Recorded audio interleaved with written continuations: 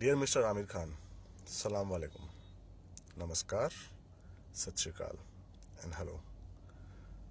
कल न्यूज़ देखकर ये पता लगा कि आपको और आपकी वाइफ को अपने कंट्री में बहुत डर लगता है और आप लोग ये सोच रहे हो कि आने वाला टाइम कैसा होगा, और क्योंकि आज के टाइम में हमारा कंट्री बहुत इनटॉलरेंट हो गया।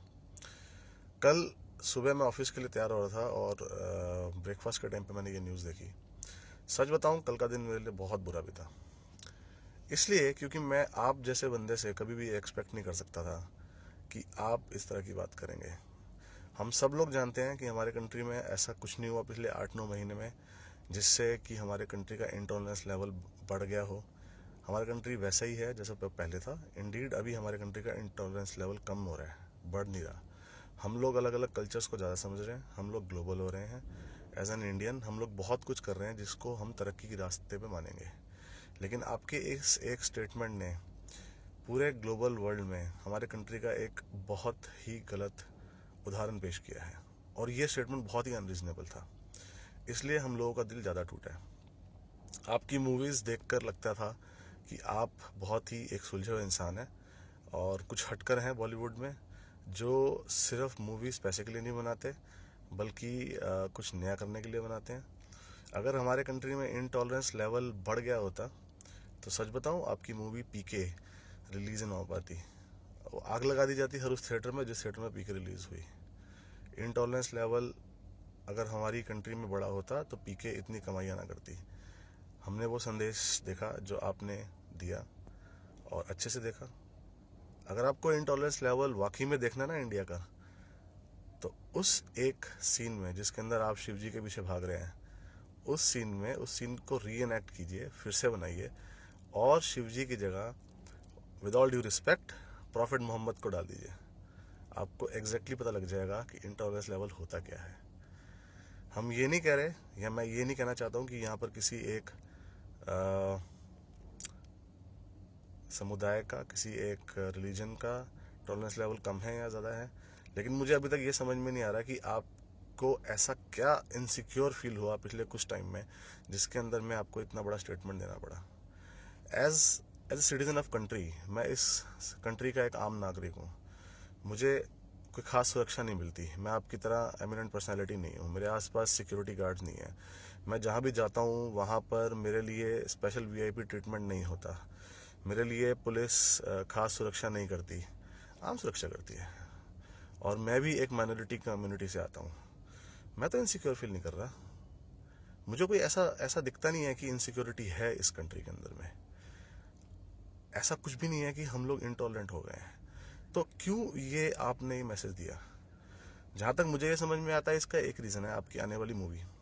क्योंकि पिछले बहुत टाइम से हम ये देख रहे हैं कि जब भी आप लोगों की मूवी आती है, आप कोई ना कोई ऐसा कंट्रोवर्सी क्रिएट करते हैं जिस कारण से आपकी मूवी के आसपास एक अट्रैक्शन बने, लोग उस बारे में बात करें और फिर वो आपकी मूवी का फ़ायदा हो।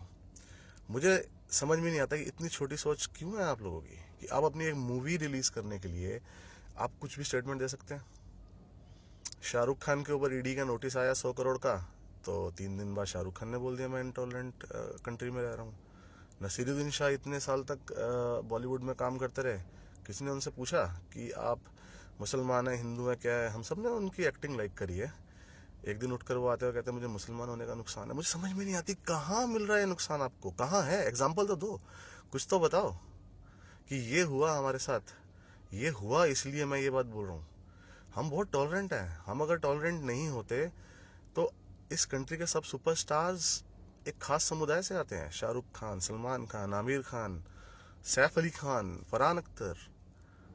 मतलब हमने तो फरदीन खान तक को बर्दाश्त किया है यार। अब हमारी टॉलरेंस की बात कर रहे हो, टॉलरेंस की बात कर रहे हो। हमने तो धूम 3 देखी है आपकी। हम इतने टॉलरेंट, हमने फिर भी कुछ नहीं कहा कि इतनी बकवास मूवी है। हमने आपसे पैसे वापस मांगे? नहीं मांगे।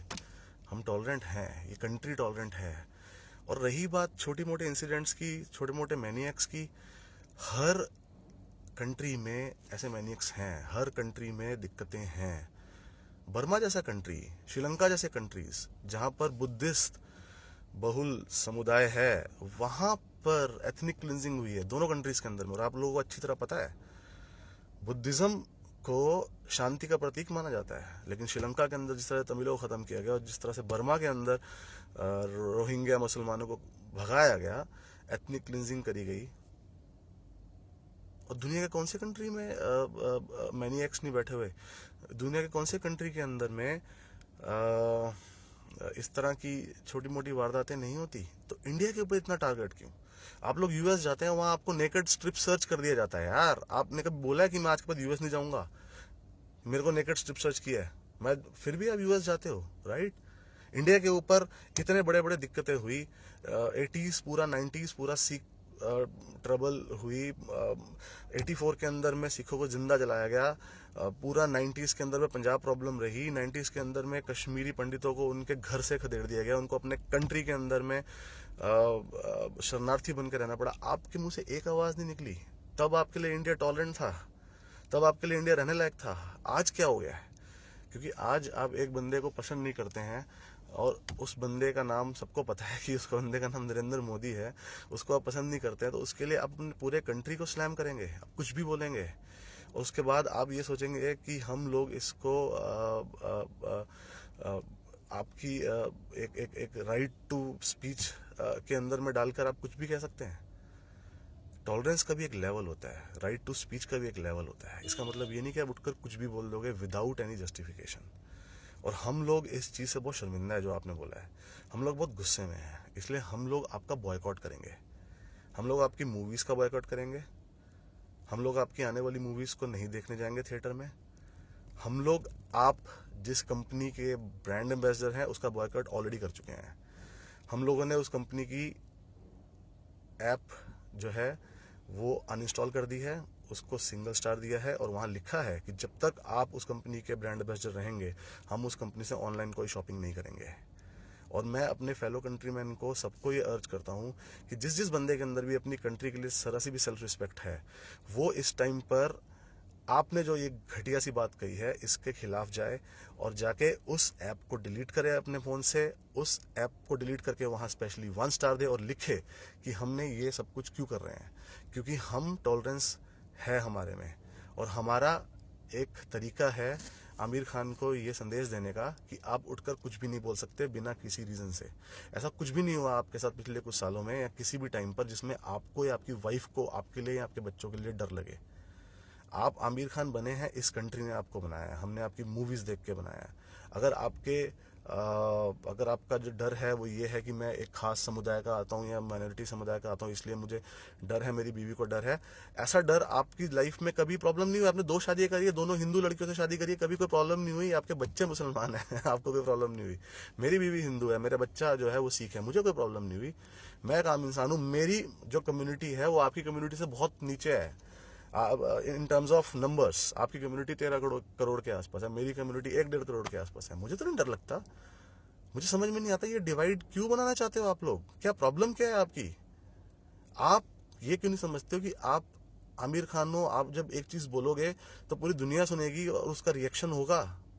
ये राइट टू स्पीच जो है, अगर है तो उसका राइट टू स्पीच का बहुत बड़ा एक बहुत बड़ा आपके ऊपर जिम्मेदारी बनती है कि आप एमिनेंट पर्सनैलिटी हो, आपको आपकी एक बात दुनिया देखती है।